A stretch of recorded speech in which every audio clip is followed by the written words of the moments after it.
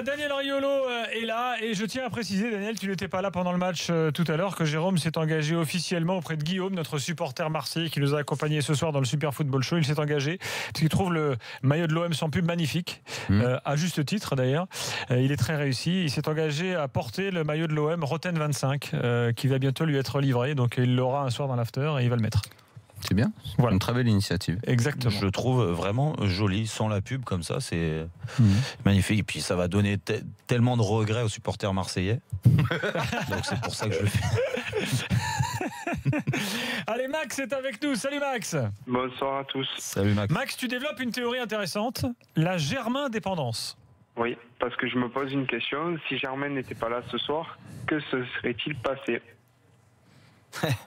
Ça c'est moi, ta question elle est juste hein, parce que moi je te disais que sur le match de ce soir c'est presque Germain qui qualifie l'Olympique de Marseille parce que Marseille a été en difficulté dans le milieu de terrain, parce que il s'en est fallu de peu de concéder l'ouverture du score. Il faut bien qu'il y ait un avant-centre et qu'il mette des buts quoi. Oui, et après c'est quoi votre problème en fait avec ça? Non mais moi j'ai pas de problème. Ce que je veux dire c'est que ça montre l'importance de Germain dans cette équipe et l'apport de Flo Thauvin aussi, parce que les deux se trouvent quand même parfaitement bien. Alors Daniel, si Germain n'était pas là, il aurait mis qui? Ocampos à sa place, et Ocampos, il aurait fait quoi? C'est vrai qu'il n'y a aucun avant-centre. Tu regardes sur le banc là. C'est pas la question que je te pose, c'est que je dis Max, Il se blesse. Mais Germain il est là. Oui, mais s'il se blesse. Normalement un attaquant doit venir. Mais ce que veut dire Max, c'est qu'il y a un mois qu'on nous dit qu'un attaquant doit venir. Il y a souci, voilà. On est tous d'accord là-dessus. Max, si tu me permets qu'on aille un petit peu plus loin, si je comprends ce que tu dis, qu'on élargisse un petit peu. Bon, Germain, il se trouve qu'il est là, c'est le titulaire. Il y a quand même beaucoup d'équipes comme ça où tu as un homme fort qui met les buts. Toi, tu dis, s'il se blesse, normalement, il faut continuer à y croire, un attaquant va venir. Mine de rien, avec ce dossier, l'OM s'est un peu mis dans la mouise. Pourquoi ? Ils sont partis, et c'est la tactique de Rudy Garcia, pour jouer dans un 4-3-3. On nous parle d'attaquants qui doivent venir. Si un attaquant vient, logiquement, et c'était l'idée de départ, ça doit être quelqu'un, a priori, supérieur à Germain. Oui. Tu vas chercher un mec maintenant, tu vas mettre Germain sur le banc pour aller rentrer ce nouvel attaquant qui doit arriver. Compliqué, mine de rien. C'est pas gagné. Et Rudy Garcia, s'il veut faire jouer, imaginons les deux ensemble, il joue pas autrement qu'en 4-3-3, lui. Après, ça veut pas dire qu'il a le droit de changer d'avis, il a le droit de changer d'option tactique, mais c'est quelque chose qu'il fait pas trop. Et il aura pas eu le temps de bosser sur cet éventuel schéma. C'est quand même un peu une situation compliquée dans laquelle s'est mise l'OM avec le dossier de l'attaquant. Je continue ta théorie. Je trouve. Est-ce que le fait que Germain flambe sur ce début de saison ne peut pas faire changer l'OM son fusil d'épaule et dire tiens, on n'a plus forcément besoin d'un méga cadre. On peut prendre un neuf, qui est un mec, un bon neuf, sans que ce soit. Il faut le prendre, il faut le trouver. Et on dit Germain est un, et l'autre est un bis. Tu vas prendre un mec comme Depréville, un mec comme ça. Là où je te rejoins pas. Avec ce que tu as annoncé. Je sais pas. C'est soit tu prends personne, parce que tu fais confiance en Germain, et tu peux pas prendre personne, tu n'as qu'un avant-centre. Laisse-moi finir.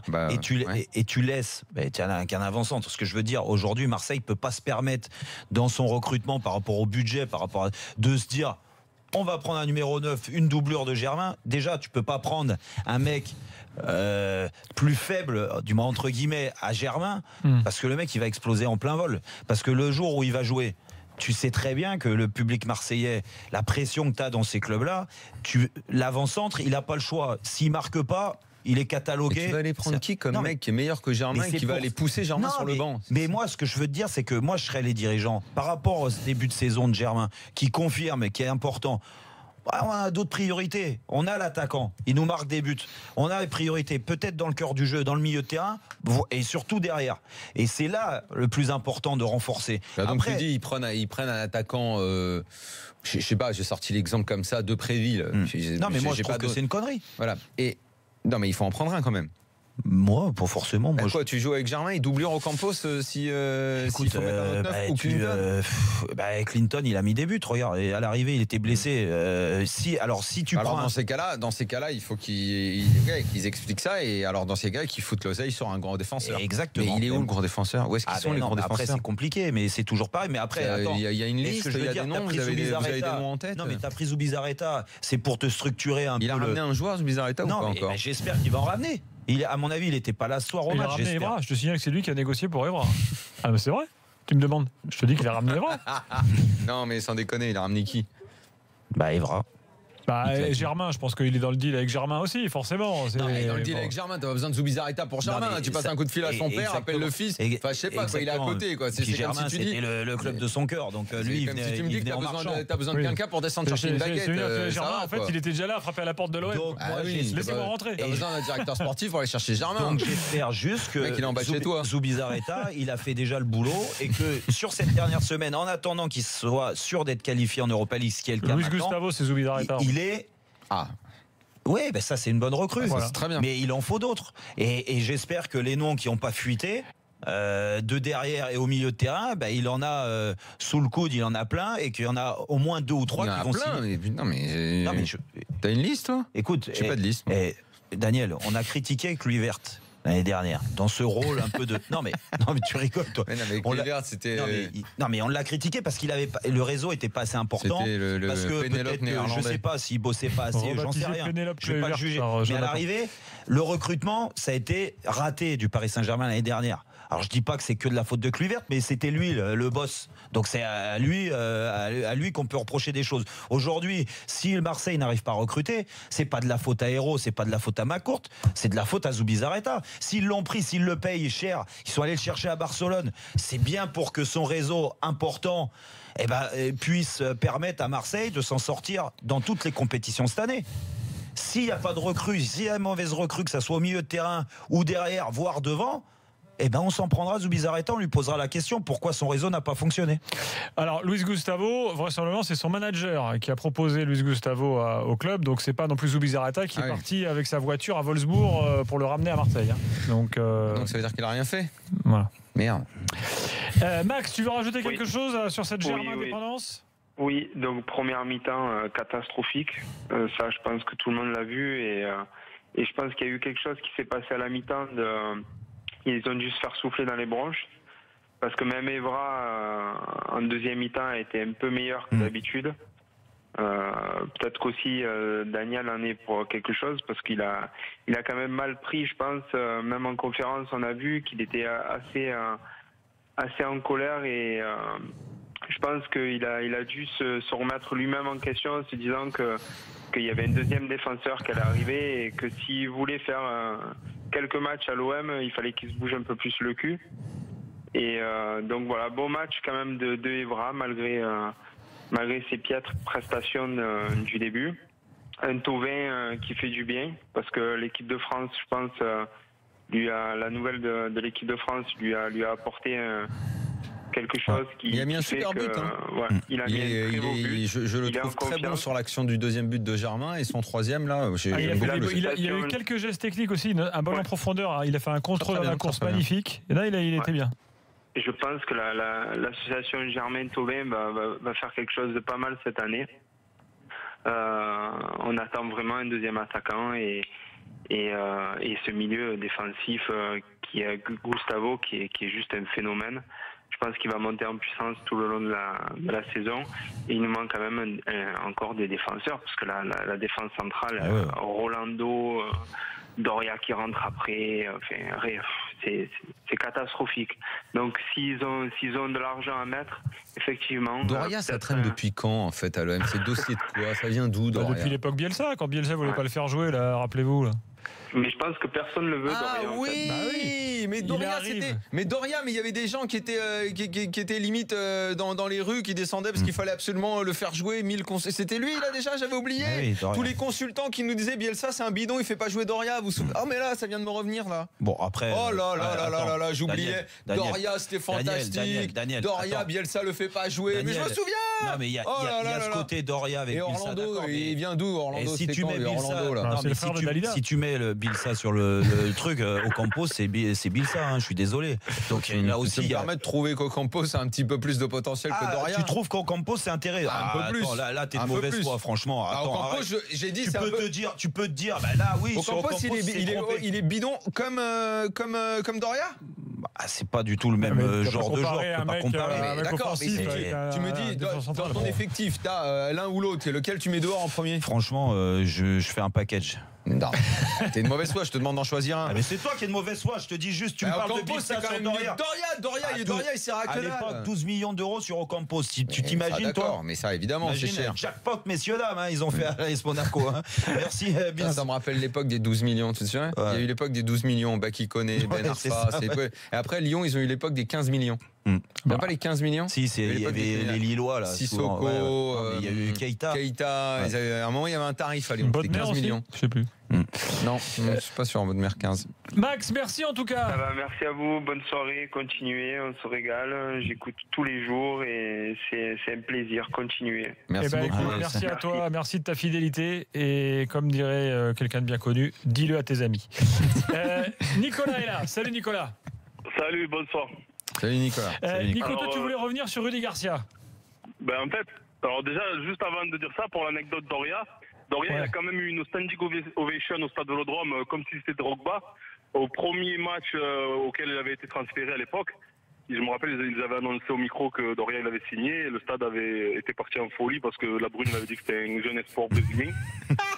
Qui venait de Botafogo à l'époque. Voilà, donc le stade s'est enflammé, tout le monde s'est enflammé, et au final, on voit le joueur que c'est. Nicolas, ça nous fait marrer, mais il faut bien dire que tes supporters, c'est très bien qu'on adore ce genre d'histoire-là. Et il y a pas, franchement, c'est pas exclusif à l'OM. Tous les clubs ont ce genre d'histoire-là qui leur colle au cul. Genre un boulet, quoi. Ouais. Non, mais des histoires de mecs qu'on a vendus et qu'après, l'OM en a eu 1000, le PSG en a eu 2000, 3000, Lyon en a eu. Non, mais c'est vrai, il y en a eu plein. Mais en fait, c'est ce genre d'histoire, on est d'accord qu'entre supporters, on aime bien se les raconter. 3500 de Paris. C'est drôle, c'est drôle. C'est drôle. Donc, moi j'ai appelé parce qu'en fait, là, la banderole par exemple de ce soir, elle me fait rire parce que le supporter marseillais, là en ce moment, il est en attente de la fin du mercato. Oui, c'était pas de tisane, on met la pression en gros. Enfin, personnellement, moi le mercato, en fait, je m'en fous un peu parce que je me rends compte que avec cet effectif-là, Garcia, quand même, il devrait faire beaucoup mieux, quoi. Je veux dire, l'effectif qu'on a, on devrait être capable de gagner des matchs avec la manière. Là, depuis le début, on gagne, mais on s'emmerde. Enfin, moi, perso, les matchs, je m'emmerde. Je regarde les matchs, ce soir, on a gagné 3-0, ça y est, tout le monde est content, 3-0, mais à part le score et les 3 beaux buts qu'on a mis, mais je veux dire, j'ai vu la première mi-temps, c'était catastrophique. Et en fait, moi, ce que je voulais dire, c'est que beaucoup de personnes ne sont pas d'accord avec moi, mais je le maintiens. C'est que Garcia, c'est un pas si bis, sauf qu'il a eu de la chance d'avoir un mercato où il y a des Payet, des Evra, des Luis Gustavo, des Germain qui sont venus, parce que c'est le même jeu qu'avec Passy, sauf qu'il a des joueurs de meilleure qualité. Et là, il a voulu garder des Ocampos, des Sarr, mais ces mecs-là, il faut les faire travailler. Il faut un coach formateur pour ces mecs-là. Quand on les a achetés à l'OM, c'était Bielsa qui les avait fait venir. Il avait une idée derrière la tête avec ces mecs. Il voulait les faire travailler, comme avec le LOSC là qu'il fait, et Araujo et compagnie. Il les prend brut et il les fait travailler pour les revendre 30-40 millions derrière. Mais Ocampos, ça fait 5 ans maintenant qu'il stagne parce que personne ne l'a fait travailler. Et le Garcia, il est en train de faire comme s'il gérait le Real de Madrid. Zidane, avec le Real Madrid, il ne va pas gérer son équipe comme s'il avait le LOSC. Et là, c'est pareil, Garcia, il nous gère comme si on était le Real de Madrid. Il agit sur un peu la gestion des joueurs et compagnie. Il fait des turnovers, mais il n'y a pas de progression, il n'y a rien. Et j'ai l'impression que là, pareil, les jeunes, il faut qu'ils apprennent les anciens, mais sauf que les anciens, c'est qui? Il y a qui après de qui apprendre? Alors oui, ils se basent que sur le mercato en fait. Donc là, on va attendre qu'il y ait encore 2-3 joueurs qui viennent. Des mecs comme Luis Gustavo, à qui tu n'as plus rien à apprendre. Tu as juste à les mettre en condition physique, à leur faire une préparation mentale et compagnie. Le mec, tu le mets sur le terrain et il est autonome. Il faut que des joueurs comme ça pour que Garcia obtienne des résultats. Et moi, je vous dis, et vous pourrez me rappeler à la fin de la saison, on va finir dans les 3 premiers, mais on va se faire chier toute l'année avec ce mec. Et moi, si tu termines dans les 3 premiers, mon vieux, il n'y aura pas à faire la fine bouche. Lyon, Monaco ou Paris derrière toi. Je l'appelle le Laurent Blanc-Bis. Bah oui, c'est parce que je dis. Si tu termines dans les 3 premiers, c'est que tu auras un des 3 autres derrière toi. Lyon, Monaco ou Paris. Mais après, il faut que les gens comprennent. Lequel? Oui, pardon, Gilbert, excuse-moi. Je suis un peu fatigué, tirage au sort, les poules, tout ça, ça m'a un peu... Non, mais moi, attends, moi je suis d'accord avec Nicolas, Jérôme. Oui, parce que tu sais quoi, je voulais faire mon 3e point là-dessus. J'ai mis Germain parce qu'il méritait qu'on parle de lui, même si Daniel l'avait fait avant moi. Je voulais faire sur la méthode Garcia, parce que moi aussi, je trouve ça incroyable qu'il y ait autant de trous dans le milieu de terrain, comme on disait, qu'il a quand même des joueurs que ça soit sur son équipe type, voire sur le banc, quand tu vois qu'Abela n'a pas utilisé depuis le début et qu'il préfère mettre Ocampos. Alors après, je suis pas à l'entraînement, je vois pas comment qu'Abela est sur la préparation, sur les matchs de préparation et sur ce début de saison. Mais c'était très clair dans la tête de Garcia qu'il voulait pas le mettre. Tu vois. Donc, il y a qu'Abela, il y en a d'autres, il y a un équilibre à avoir, et je trouve qu'il y a beaucoup de manques quand même dans cette équipe, et que ces manques-là, sur les 6 derniers mois déjà, depuis que Garcia est arrivé, mais du mois de janvier jusqu'à la fin de l'année, déjà on ressentait à peu près la même chose. C'est-à-dire dans son discours, où des fois avant les matchs, il disait on va mettre une grosse pression, et l'équipe elle était amorphe pendant une mi-temps. Comment tu peux avoir un discours comme ça en tant qu'entraîneur et que tes joueurs fassent complètement l'inverse? Je comprends pas. Aujourd'hui, il dit, c'est ce qu'il a dit et c'est ce que Marseille a essayé de faire, on va mettre une grosse pression. On a vu ça sur le premier quart d'heure, au pressing. Mais quand on a 2 qui vont au pressing d'un côté et que tu en as 5 qui sont de l'autre côté, qui regardent les 2 aller au pressing, comment tu veux récupérer le ballon? Ils se sont essoufflés, les Marseillais, en début de match. Et là, c'est quand même un travail tactique. C'est Garcia et son... Parce que le bloc ça ne joue pas vraiment ensemble. Et ben c'est pour ça. Le mouvement collectif, je le trouve toujours défaillant. Là. Exactement. Donc, sans le ballon, il est défaillant. Et avec le ballon, franchement, ça manque de cohérence, de complicité dans le jeu. Encore une fois, on va voir qui va venir. Payet doit revenir de blessure aussi. Mais bon, quand même, on ne peut pas toujours le dédouaner. Je veux dire, d'un moment, il a sa part de responsabilité aussi. Nicolas, merci. Ça, c'est clair. Ce que je veux dire, c'est que c'est grave qu'on doit attendre le mercato pour vous dire, enfin, on va se régaler, quoi. Je veux dire, avec les joueurs qu'il a là, Kabela, il a quand même été champion de France avec Montpellier. Je veux dire, c'est des mecs, quand même, qui ont un bon niveau. C'est vrai que Kabela, il a placardisé, quoi. Il a placardisé, quand même, Kabela, quoi. Moi, et en plus, on voit aucune idée de jeu. C'est-à-dire qu'on a l'impression qu'il leur dit bon, vous repartez de derrière et après c'est quartier libre. Moi, je regarde des équipes comme Nice. C'est quartier libre, j'aime bien ça. Avec Favre, par exemple, il me régale ce mec. Même si en ce moment Nice ça va pas, ça va moins bien. Oui, non, tu veux dire que quand tu regardes Nice, tu comprends ce qu'ils veulent faire.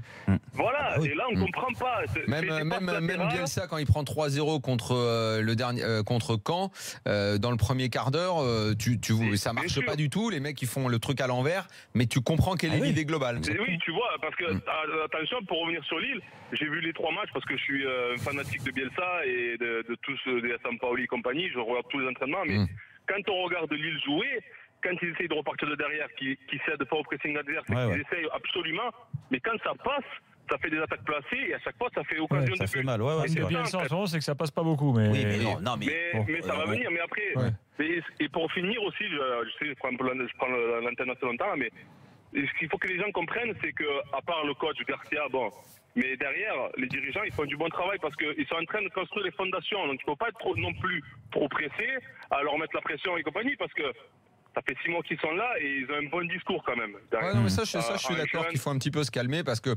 l'excitation, de toute façon, ne servira à rien. Tu vois, même si le mercato se termine le 31 et que c'est pas à la hauteur des espérances, aller foutre le bordel et commencer à dire ils nous ont menti, ils nous ont...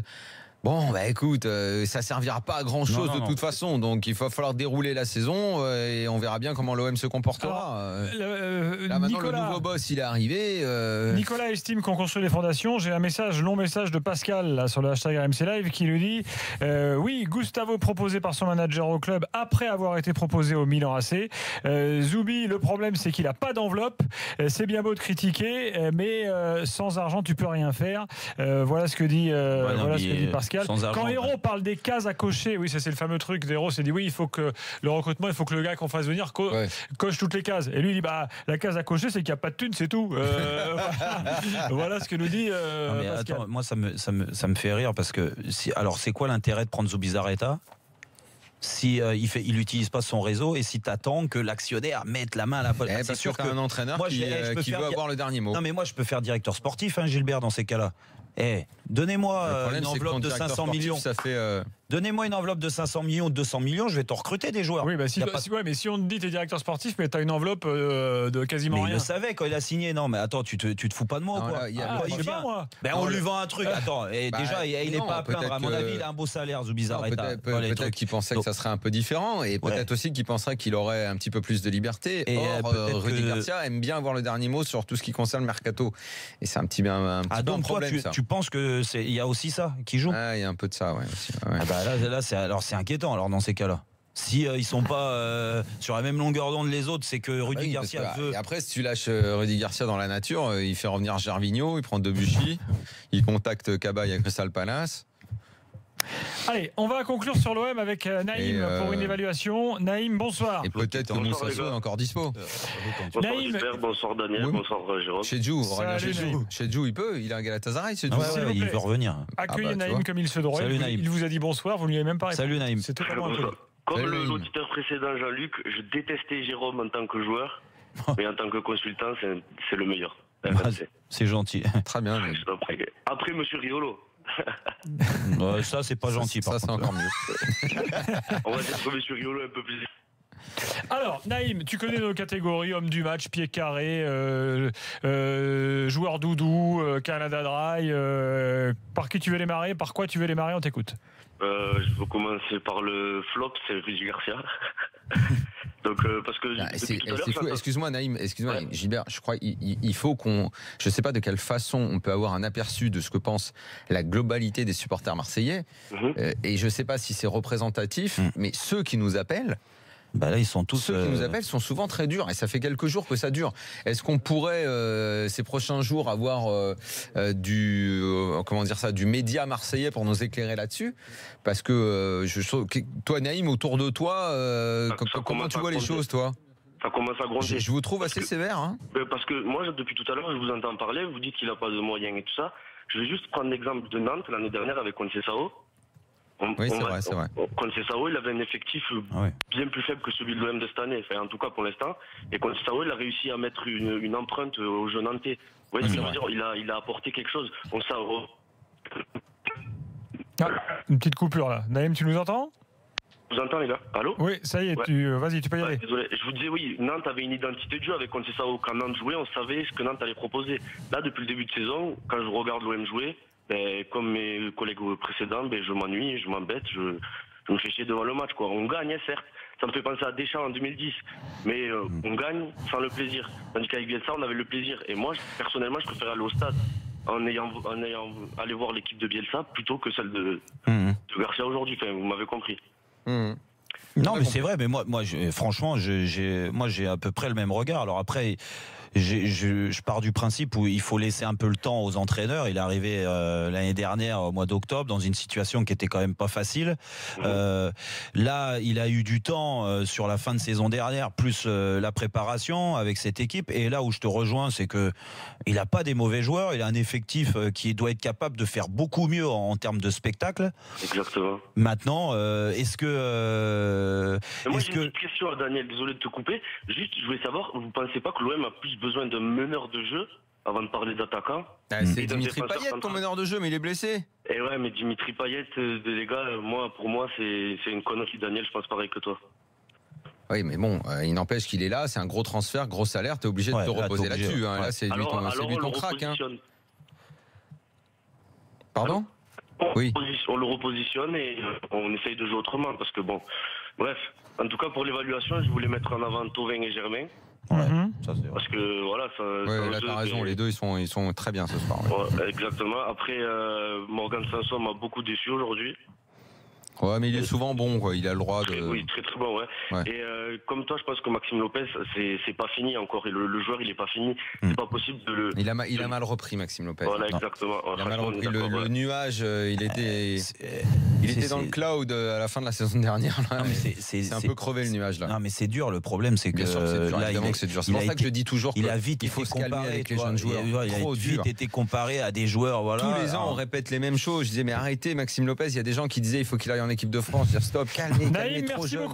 C'est super dur à gérer pour des jeunes. On se rend pas compte de ce que c'est. 3-0. Quand je disais ça, tu me disais, quand même. Finalement, tu es d'accord avec moi. J'adore. Mais oui, quand je te disais les jeunes, des fois on demande trop à des gamins de 18 ans.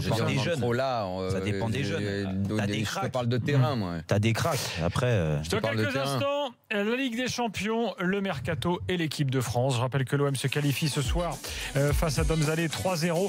Et j'ai les chapeaux d'Europa League. Je vais vous les livrer dans quelques instants. On les a depuis longtemps. Milan, Marseille, Étoile Rouge, c'est possible. Une courte pause. À tout de suite. Ce sera magnifique.